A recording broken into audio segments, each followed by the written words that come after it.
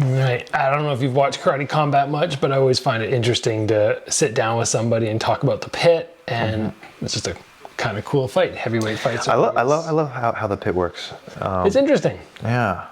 And man, I mean, I do this quite often because I'm allowed to, right? These Yeah, I was gonna say you. I always see you using like One Championship content and Karate Combat content. Don't you get like copyright? Yeah, it's called whitelisting. Oh. So they reach out and they're like, hey, if you want to use the stuff, we'll whitelist your channel so you don't get flagged. Okay. Yeah, so it allows me to basically, you know, get their content out there a little bit more to my viewers, which is good for them. That's smart, yeah. And it gives me an opportunity to do what we're doing, which is basically just break it down, commentate the fights. Cool. Yeah, and man, I'm kind of excited to see what Spong can do. I didn't even notice that was him. Yeah, that's Tyrone Spong, one of the baddest dudes back in glory days. Yeah. People loved him. He had a crazy record. And Smiley Sam. Smiley Sam. I don't know Smiley Sam. He was in the UFC. He just has this massive smile at weigh-ins and all the time. Very likable dude. And yeah, he's just been doing really well in Karate Combat, but he hasn't had an opponent like Spong. But like you were saying before, right? The small gloves. You can see everything's changed. He used to just fight with his hands right up to his head. Yeah. Shell, explosive combos. Now he's got like more of a long guard, keeping the lead arm further out. Yeah. Ooh, that was sharp. Yeah.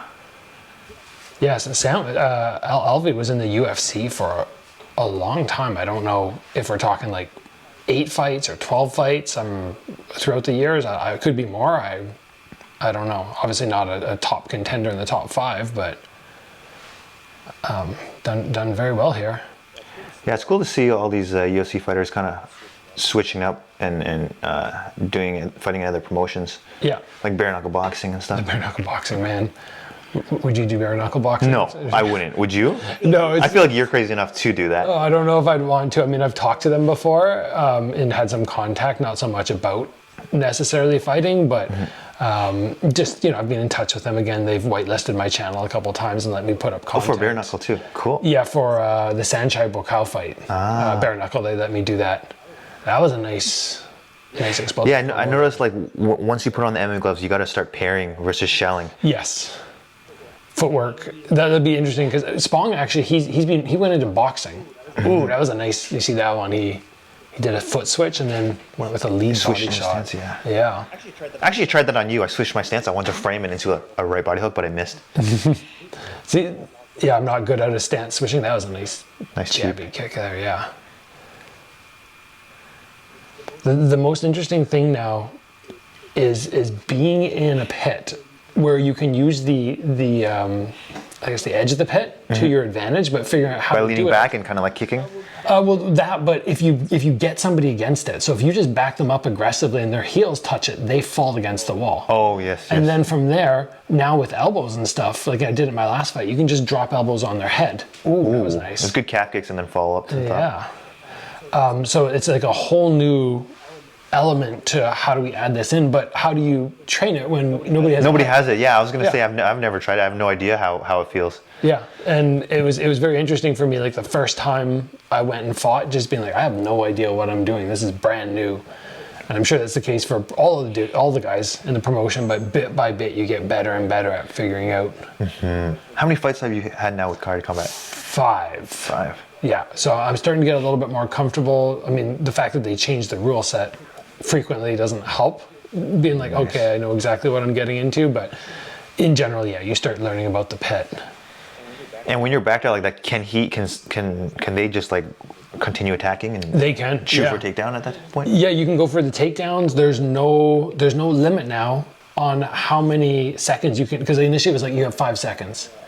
So you guys could just kind of curl up and survive for 5 seconds, but now if you curl up, they're just going to let you pound and pound and pound and pound on the person, and the ref has to step in and stop it.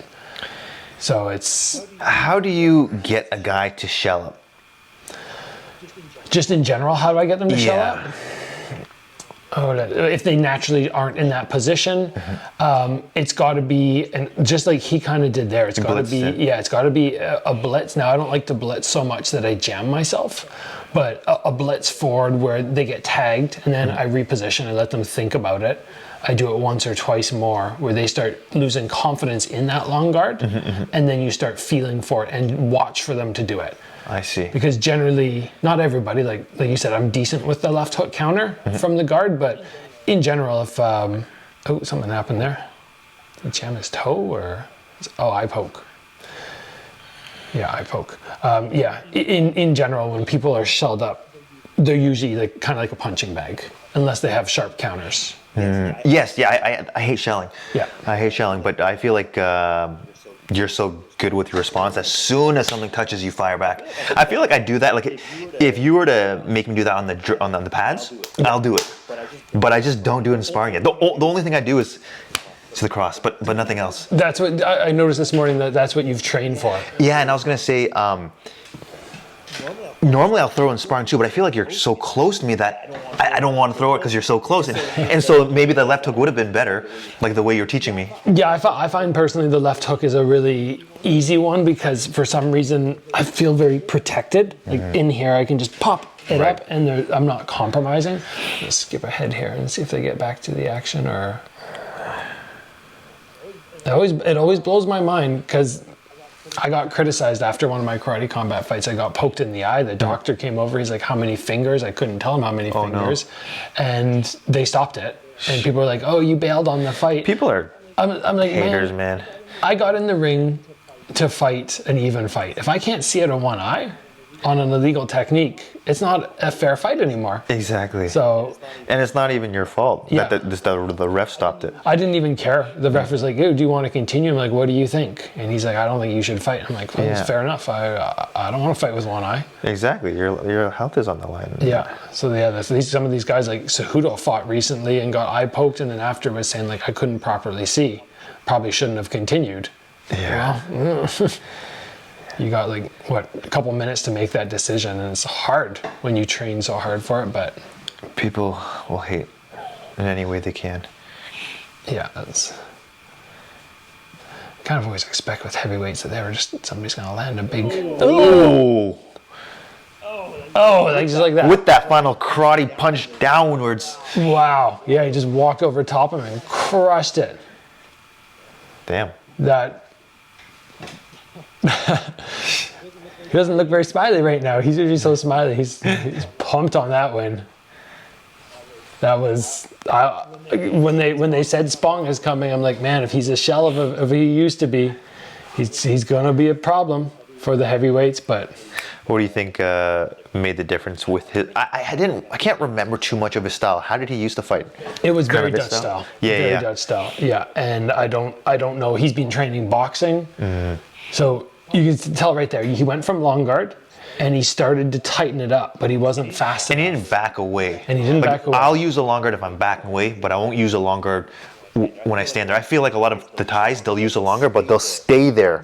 Yeah. I don't like that. I don't like staying there either. Yeah. Not at all. Like if you watch his arms here, he gets hit, and he didn't pick a position. So I always tell people, you got to commit to long, or you got to commit to the tight. But getting caught in between is,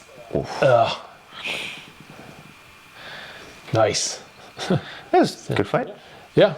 I mean, it's slower pace initially, but right on the jaw. Yeah, that was fun. Yeah, it was. Sam Alvey.